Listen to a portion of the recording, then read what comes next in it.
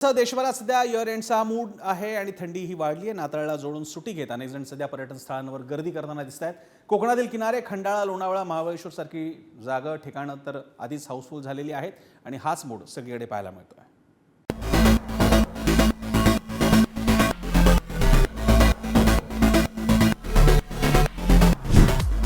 राज्यात सध्या गुलाबी थंडी पडली। अशातच नाताळच्या सुट्टीला जोडून पर्यटन स्थळी भेट देणाऱ्यांच्या संख्येत मोठी वाढ झाली। मुंबई गोवा हायवे असो वा मुंबई कोल्हापूर रस्ता असो, सगळ्या रस्त्यांवर वाहनच वाहन दिसतात। थंड हवेसाठी आणि सुंदर वातावरणासाठी प्रसिद्ध असलेल्या खंडाळा लोणावळ्यात पर्यटकांची गर्दी आहे। मुंबई आणि पुण्यापासून काही तासाच्या अंतरावर असलेल्या या डेस्टिनेशनला असलेली हॉटेल्स आणि रिसॉर्टमध्ये आता चांगलीच गर्दी पाहायला मिळते। नाताळ आणि नवीन वर्षाच्या सेलिब्रेशनसाठी अनेक जण आवर्जून या ठिकाणी येतात।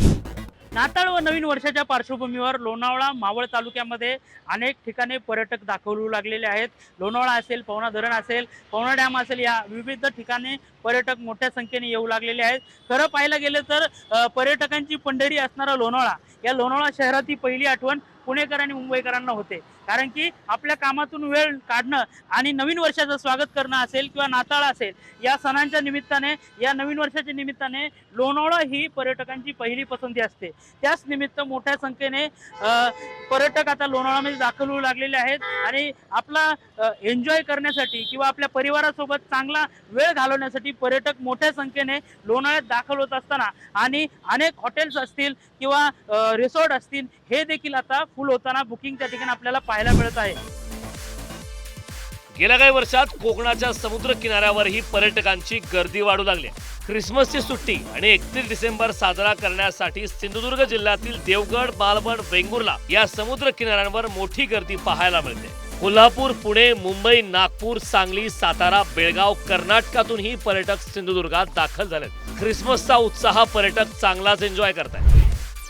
या ठिकाणी मालवण मधील हे नकाशावरती असलेलं तारकर्ली गाव आज पर्यटन या सानिध्यात असलेलं आणि स्पेशल यामध्ये बीचवरती आमच्याकडे स्कुबा डायव्हिंग, तारकर्लीसाठी स्कुबा डायव्हिंग आणि वॉटर स्पोर्ट चांगल्या पद्धतीमध्ये चालतं।